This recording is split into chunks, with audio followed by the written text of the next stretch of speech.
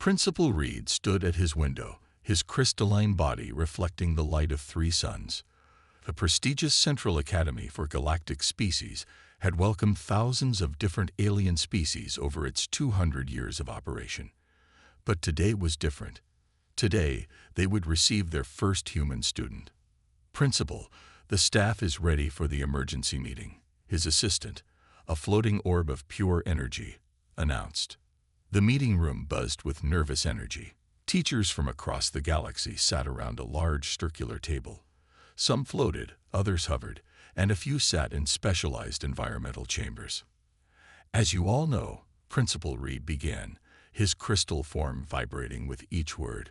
We have received approval to accept our first Deathworlder student, a human from Earth. The room erupted in worried whispers. Professor Bloom, a plant-based teacher who taught biology, raised one of her vine-like arms.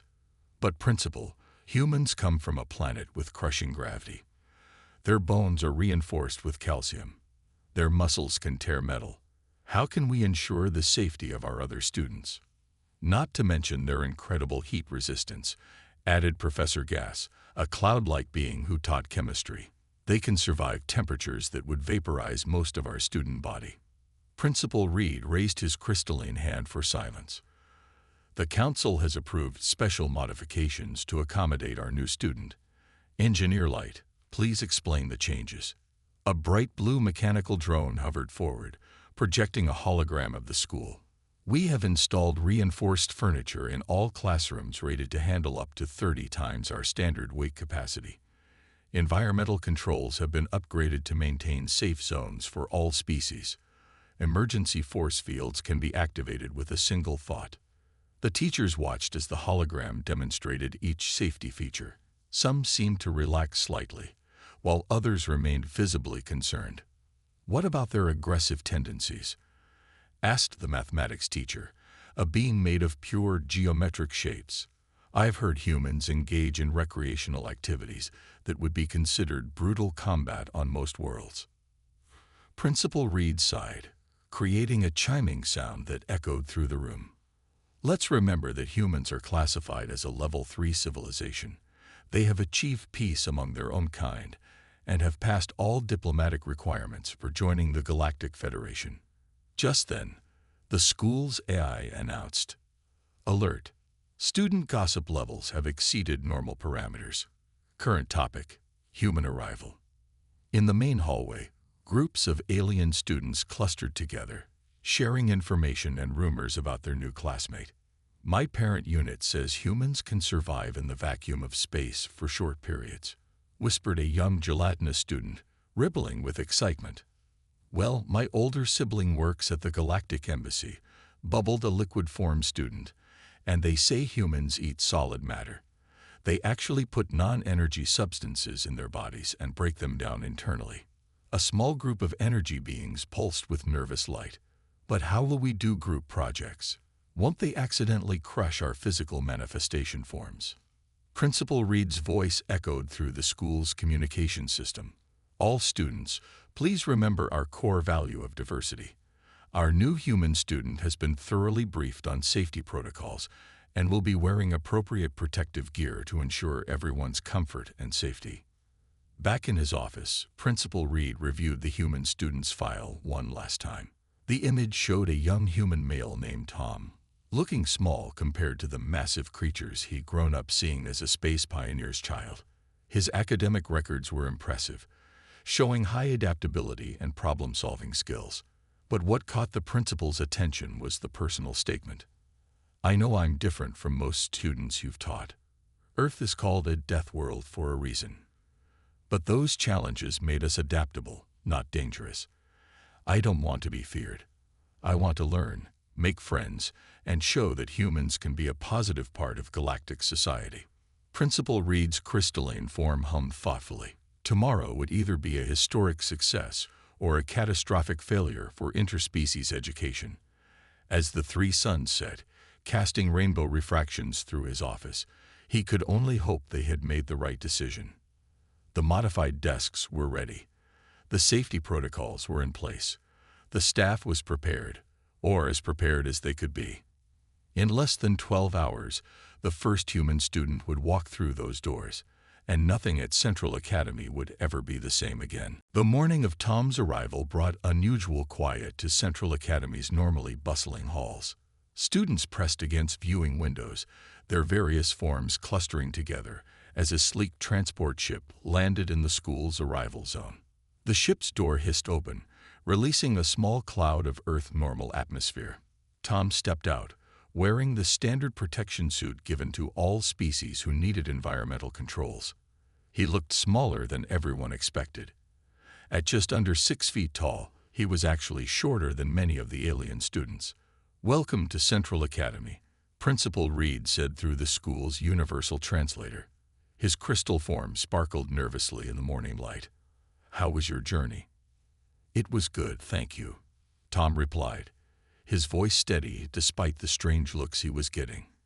He gripped his bag carefully, remembering all the briefings about his enhanced strength.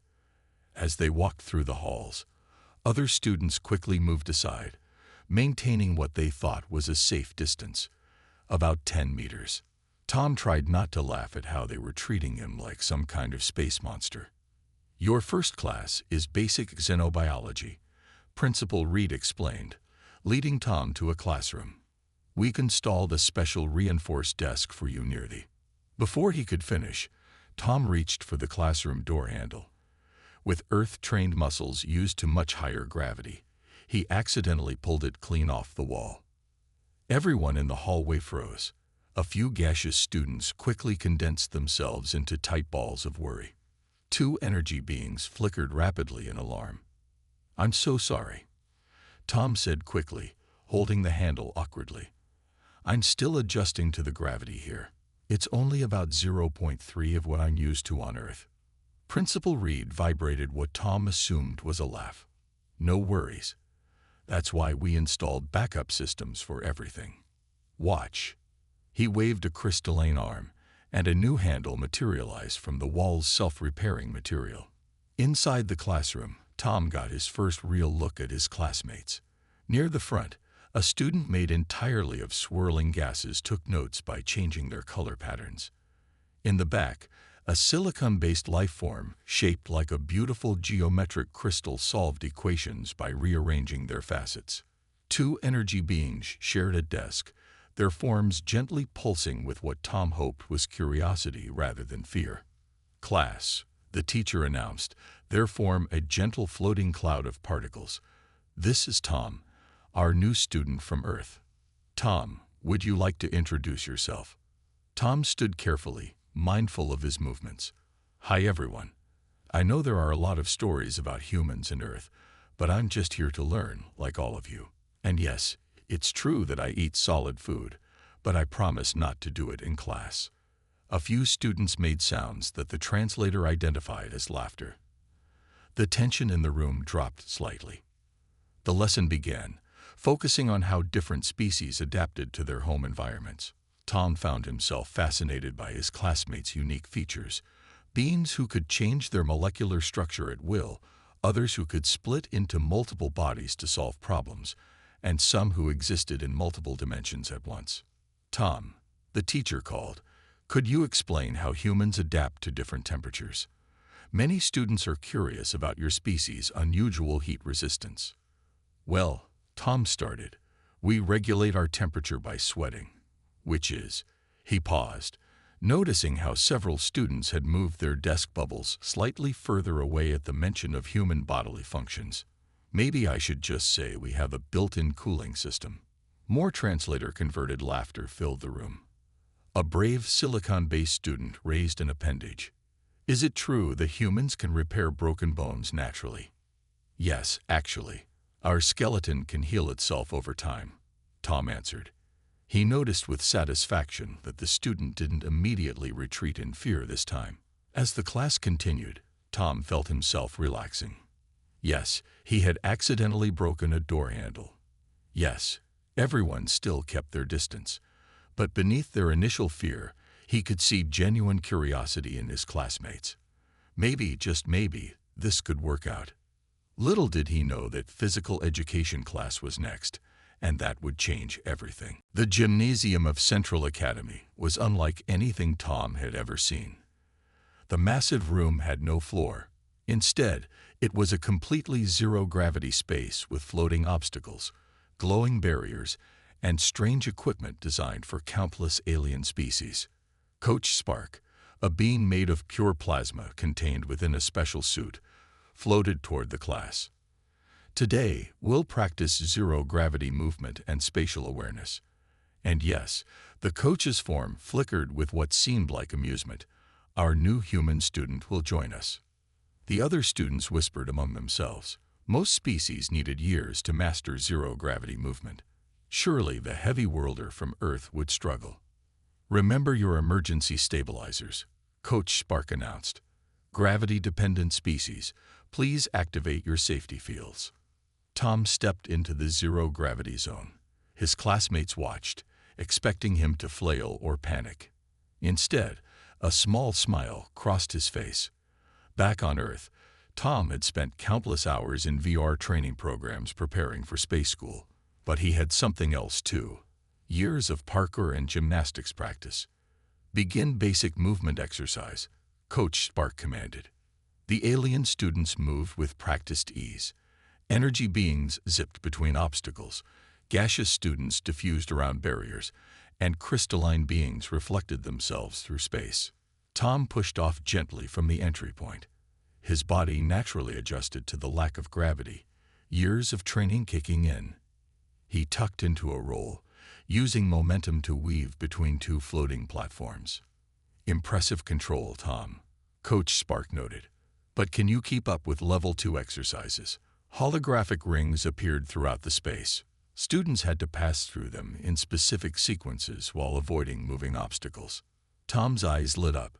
This was just like the advanced parkour courses back home, just without gravity. He pushed off a barrier, tucked his body, and spun through 3 rings in quick succession. His Earth-trained muscles, even in zero-G, gave him incredible control over his movements. The class fell silent, watching in amazement. Even Coach Spark's plasma form pulsed with surprise. Level 3, the coach announced. Team coordination exercise. Students were paired up. Tom was matched with a young energy being named Glow, who had shown the least fear of him earlier. Don't worry, Tom said to his partner. I won't let you down. The exercise involved one student guiding their partner through a complex obstacle course while blindfolded. Most pairs moved cautiously, carefully navigating the space. When it was their turn, Glow guided Tom with pulses of light that his suit translated into directional signals. They moved faster and faster through the course, setting a new class record. Then something went wrong. A silicon student miscalculated their trajectory and spun out of control, heading straight for a group of gaseous students who scattered in panic. Without thinking, Tom pushed off the nearest surface, intercepting the tumbling student. His enhanced strength allowed him to safely catch and stabilize them, preventing a collision that could have seriously injured several classmates. The gymnasium froze. Tom had moved faster than anyone expected possible, and his quick action had just prevented an accident. But more importantly, he had been incredibly gentle, carefully cradling the silicon student, despite his enormous strength. Thank you, the silicon student chimed, their crystalline form vibrating with relief. How did you move so fast? Tom helped them to the nearest stable platform. On Earth, we have to be ready to react quickly to survive. But we also learn to be careful with that speed and strength. Coach Spark's form glowed brightly. Class, this is exactly why we study different species. Every environment creates unique adaptations. Earth's gravity gave humans strength, but they've learned to control it. Their need for quick reactions made them agile, but they used that ability to help others. The other students moved closer to Tom. Their fear noticeably diminished. Some even asked him to demonstrate more Earth-style movements. As the class ended, Tom heard something that made him smile. His classmates weren't whispering about the dangerous human anymore. Instead, they were excitedly discussing which human sports they should learn next. Hey Tom, Glow pulsed hopefully. "Could you teach us more about this Parker thing?" Looking at his classmates' eager faces, Tom realized that his greatest challenge might not be adapting to alien school after all. It would be keeping up with all his new friends' requests for Earth sport lessons. The Central Academy's cafeteria was a marvel of xenobiological engineering. Different atmospheric bubbles floated around the room, allowing species from every corner of the galaxy to eat in their preferred environment. Most students consumed their meals through energy absorption or nutrient mists. Tom entered the cafeteria, carrying his Earth lunchbox. After the excitement in physical education class, several students actually waved at him, though still from a safe distance. "You can sit here." Glow pulsed brightly, indicating a spot at their table. The energy being had become something of a friendly guide after their successful teamwork in gym class. 3 other students sat there too. A gaseous student named Mist, a silicon-based crystal student called Prism, and a multi-dimensional being who simply went by Vox. "Thanks," Tom said, carefully setting down his reinforced lunchbox. "Just, don't be alarmed by what you're about to see. Humans eat solid food." His new acquaintances leaned in curiously as he opened his lunchbox. They watched in fascination as he pulled out a sandwich, an apple, and a small bottle of hot sauce. "Is that processed plant and animal matter?" Prism chimed, their crystalline form sparkling with curiosity. "Yep. This is a chicken sandwich," Tom explained. "It's a common Earth food. Would you like me to explain how we eat?" The aliens nodded eagerly. Other students from nearby tables started drifting closer, their fear now overcome by curiosity about the strange Deathworlders' eating habits. "Well, we use these," Tom pointed to his teeth, "to break down the food mechanically. Then our bodies process it chemically to extract energy and nutrients." "Fascinating." Vox shifted through several dimensions in excitement. "Your species combines mechanical and chemical processes for energy intake. Highly efficient." Tom took a bite of his sandwich, causing several gaseous students to swirl in surprise. He chewed carefully, aware that he had quite an audience. "What's in that small container?" Mist asked, their gaseous form swirling toward the hot sauce bottle. "Oh, it's hot sauce. Humans like to add extra flavors to their food. This one's made from earth peppers that contain capsaicin." "Capsay what?" Glow pulsed questioningly. "Capsaicin. It's a chemical that—" Tom paused, remembering his briefing about alien biology. "Maybe I should just demonstrate." He opened the bottle carefully, but hadn't accounted for the changed air pressure in the school's artificial atmosphere. A tiny drop of hot sauce flew up and landed on a nearby table. Instantly, every environmental sensor in the cafeteria started blaring. The drop of hot sauce had burned a small mark on the table's surface. "ALEART. Coorosive subsistence DETCTE." The school's AI announced. "NITEAT protoxeols." Force fields sprang up around the affected area. Several maintenance drones rushed in with neutralizing agents. A group of gaseous students quickly evacuated their entire section, their forms turning pale with shock. "I am so sorry." Tom quickly closed the hot sauce bottle. "I forgot that earth spices might be a bit strong for the furniture here." Principal Reed crystallized into existence next to their table, presumably drawn by the alerts. He looked at the small burn mark, then at Tom's apologetic face. "You mean," the principal vibrated in disbelief, "you humans willingly put this substance in your food? For enjoyment?" "Well, yes," Tom admitted. "This is actually a mild sauce by Earth standards." The cafeteria fell silent for a moment before erupting in a mixture of shocked exclamations and amazed chatter. Vox shifted through 7 dimensions in surprise. Prism's crystal structure temporarily realigned from shock. "Incredible." Glow pulsed excitedly. "No wonder your species survived a death world.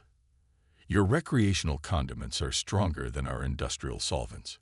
To Tom's relief, instead of causing panic, The hot sauce incident seemed to increase his classmates' respect. Soon, students were asking questions about other Earth foods, though most stayed well away from the notorious hot sauce bottle. Perhaps Principal Reed suggested diplomatically, we should add Earth food safety to our xenobiology curriculum. And Tom, maybe stick to, what did you call it? The sandwich. Tom nodded, secretly amused at how his lunch had caused more excitement than his physical abilities. As he continued eating, now with an even larger audience, he couldn't help but smile. Who would have thought that hot sauce would become his first major diplomatic incident at alien school? Just wait until they learn about wasabi, he mumbled to himself, causing nearby sensors to flash nervously. After the excitement of the lunch period, Tom headed to chemistry class. The laboratory looked like something from a sci-fi movie, with floating orbs of different elements and energy fields containing various reactions. Professor Gas, a cloud-like being of swirling purple vapor, greeted the class. Today, we will study atmospheric adaptations. Each species will demonstrate their natural tolerance to different environments. The professor paused, looking at Tom. Our human student will observe from his safety bubble, of course. Actually, Tom raised his hand. I'd like to participate if that's okay. The professor's gaseous form swirled with concern. But surely, the environments would be too extreme for a solid form species. Humans are pretty adaptable, Tom explained. We can handle a wide range of conditions. Professor Gas consulted their datapad. Well, your species is cleared for basic environmental testing. We'll start with simple atmospheric changes. The first test involved a slight increase in room temperature. While most students required special protective fields, Tom stood comfortably in his regular protection suit. Temperature now at 40 degrees Celsius, announced the lab eye. Several crystalline students had to activate cooling systems. The gaseous students compressed themselves to maintain stability. Tom just stood there, looking perfectly fine. This is normal for you? Asked Prism, who had joined his class after lunch. Pretty much. It gets hotter than this in many places on Earth, Tom explained. Though I might start sweating soon. At the mention of sweating, several students moved back, remembering the hot sauce incident from lunch. Next came the pressure resistance test. The chamber's pressure began to increase gradually. Many students had to enter protective bubbles or shift their forms to adapt. Pressure at 2 Earth atmospheres, the AI announced. How are you feeling, Tom? Professor Gas asked, genuinely concerned. Fine, actually. Deep-sea divers on Earth handle much more pressure than this. The class stared at him in amazement. A few students quickly accessed their datapads to look up Earth oceans and gasped at what they found. Then came the acid resistance test. Each student had to handle a mild acidic solution used in common galactic cleaning products. Be very careful, Professor Gas warned Tom. This acid is quite strong for solid-based life forms.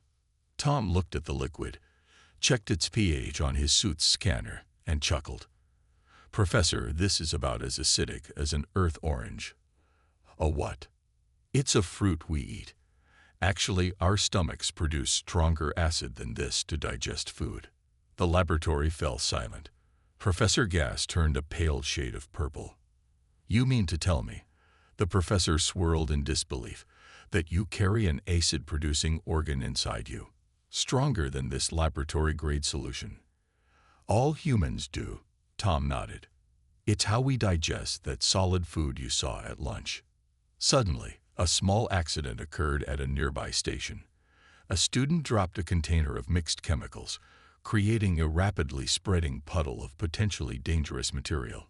Containment breach, the AI announced, evacuating laboratory. Without thinking, Tom grabbed the nearest neutralizing agent, correctly identified it thanks to his Earth chemistry classes, and carefully contained the spill using techniques he'd learned in safety training. The other students watched in awe as he handled the dangerous substances with careful precision, not showing any fear of the chemicals that would have severely injured most of them. Remarkable, Professor Gas exclaimed. You handled those chemicals without any special protective fields. On Earth, we deal with dangerous substances all the time, Tom explained. We had to learn to be careful and respect them, but not fear them. The professor's form swirled thoughtfully. Perhaps we've been thinking about this wrong. We saw your species' adaptations as threatening, but they're really survival tools, aren't they? Exactly. Tom smiled. Earth threw a lot of challenges at us, so we had to become versatile. But that same adaptability helps us solve problems and help others. As the class ended, Professor Gass made an unexpected announcement. For next week's lesson, Tom will help me demonstrate how different species adapt to their environments. I believe we all have much to learn from each other. Walking out of the chemistry lab, Tom noticed something had changed. His classmates weren't just fascinated by him anymore. They were starting to see him as someone who could teach them about survival and adaptation. The scary Deathworlder was becoming a valuable classmate. "Hey Tom," called Glow from the hallway. "Want to join our study group?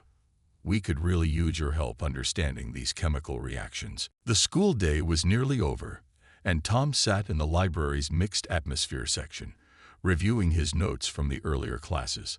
The events of the day swirled in his mind. From breaking the door handle to the hot sauce incident to the chemistry class revelation.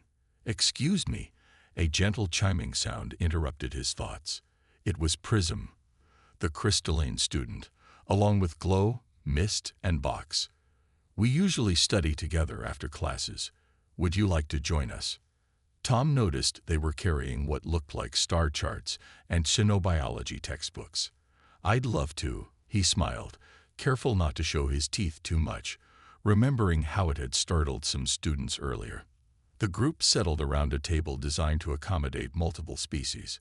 Box shifted through several dimensions to find the most comfortable position, while Mist formed a comfortable cloud-like shape above their seat. "We have to do a project about survival adaptations," Glow pulsed excitedly. "After seeing you in class today, we thought, maybe you could help us understand Deathworld perspectives." "Sure," Tom said, then noticed something interesting. "Wait, aren't you all from different environmental classifications? Level 1 through 4 worlds." "That's why we study together," Mist swirled thoughtfully.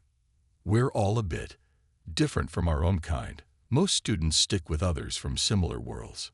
Tom understood immediately. Like him, these students were outliers. Prism came from a high-pressure crystal world, but preferred lower pressures. Glow was from an energy-based civilization, but enjoyed solid matter interactions. Mist found other gaseous beings too unstable. And Box, well, Box just liked to exist in fewer dimensions than their species usually did. "Different is good," Tom said firmly. "Look how much we can learn from each other." They spread out their study materials, and Tom began explaining how Earth's challenges had shaped human development. But instead of focusing on the scary aspects, he talked about adaptation and innovation. "See, when we faced problems, we had to get creative," he explained. "We couldn't breathe underwater, so we invented ways to carry air with us. We couldn't fly, so we built machines to soar through the sky. Like how you use those survival instincts in gym class to help prevent accidents?" Prism asked, their crystal structure gleaming with interest. "Exactly. The same strength that makes humans seem dangerous also lets us help others." As they studied, other students began drifting closer, listening to their discussion. A few even asked if they could join the study group. Of course, Tom welcomed them. "Actually, this gives me an idea. Could everyone share one survival challenge from their homeworld?" What followed was fascinating. A student from a gas giant explained how they rode solar winds. Another from a low-gravity world demonstrated how they anchored themselves during stellar storms. Even Box showed how existing in multiple dimensions helped avoid predators. "You know," Mist observed, "humans aren't the only ones with impressive adaptations. We all evolved to survive somewhere dangerous to others." The library's AI had to remind them twice about noise levels as their discussion grew more animated. They were all so engaged in sharing stories about their worlds that they lost track of time. Tom. Glow pulsed suddenly. Would you like to join us for after-school activities tomorrow? We're starting a new club called Universal Adaptation Techniques. You inspired it, Prism added. We thought everyone could teach survival skills from their worlds. Nothing dangerous, just helpful things. Tom felt a warm sensation in his chest. This was what he'd hoped for. Not just being accepted, but being able to bridge the gap between different species. I'd love to join, he said. And I have some great Earth games we could modify for different species. Ever heard of soccer? The confused looks on their faces made him laugh. Trust me, with a few anti-gravity modifications, it'll be amazing. As they packed up their study materials, Tom realized something important. In just one day, he'd gone from being the feared Deathworlder to becoming part of a group that celebrated their differences. His new friends didn't just accept him, they'd valued what made him unique. Same time tomorrow? Box asked, flickering through happy dimensional shifts. Looking at his new friend group, a crystal, an energy being, a gas cloud, and a multi-dimensional entity, Tom couldn't help but smile. Wouldn't miss it for anything. The school's grand assembly hall hummed with energy as students gathered for the end-of-day meeting. Unlike the morning, when everyone kept their distance from Tom, now several students actually waved him over to sit with them. Over here. Glow pulsed brightly, indicating a spot in the middle of their growing friend group. Tom carefully made his way through the crowd, noting how the other students no longer flinched when he passed by. Principal Reed's crystalline form shimmered at the front of the hall, catching everyone's attention. Students of Central Academy, today has been quite educational for all of us. The principal's form sparkled with what Tom had learned to recognize as amusement. When we prepared for our first human student, we focused on safety protocols and containment procedures. We expected problems. Instead, we learned some valuable lessons. The massive display behind the principal lit up with scenes from the day. Tom catching the falling student in gym class, helping clean up the chemistry lab spill, and leading the study group in the library. Our Deathworlder student showed us something important. Principal Reed continued. Adaptations that seem threatening in one context can be helpful in another. Strength can protect. Resilience can support. Even dangerous abilities can be used to help others. Tom felt his face grow warm as several students turned to look at him with newfound respect. Therefore, the principal announced, the school board has made 2 decisions. First, we will be accepting more students from high-gravity worlds, including Earth, starting next term. Excited chatter filled the hall. Several students already had their data pads out, looking up information about other Deathworld species. Second, Principal Reed's crystal structure brightened. We are approving the new Universal Adaptation Techniques Club, proposed by our afternoon study group. All species have something to teach, and all have something to learn. The principal paused, then added, though perhaps we should install more durable furniture first. Laughter filled the hall, real laughter, not nervous tittering. Even Tom joined in, remembering the door handle incident that now seemed so long ago. Tom, the principal called, would you like to say a few words? Standing carefully, Tom made his way to the front. He looked out at the sea of different beings, crystals, gases, energy forms, and multi-dimensional entities, all watching him with interest rather than fear. On Earth, we have a saying, Tom began. It's not the size of your strength that matters, but how you use it. Today, you all taught me that every species has their own kind of strength. Some can change their form, others can exist in multiple dimensions, and some can literally ride solar winds. He smiled at his new friends. Humans might come from what you call a death world, but that just means we had to learn to adapt. And the best adaptation of all, learning to work together, understanding each other, and using our differences to help one another. Box shifted excitedly through several dimensions, like using human strength for safety in gym class, or understanding dangerous chemicals in chemistry, Prism chimed in, or teaching us about those amazing Earth sports. Glow pulsed enthusiastically.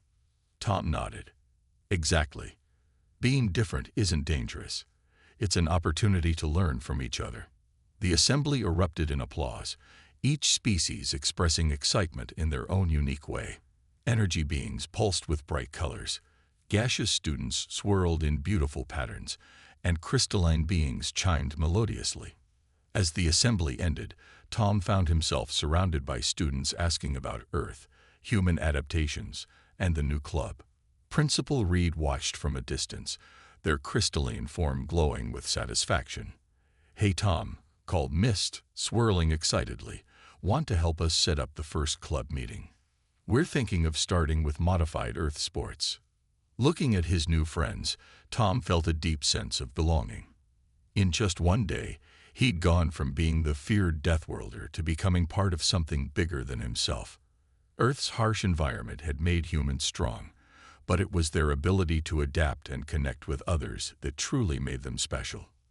"You know what?" Tom grinned. "I have some great ideas for zero-gravity basketball." The scary Deathworlder had become just another student at Central Academy. Different, yes, but that's what made it perfect.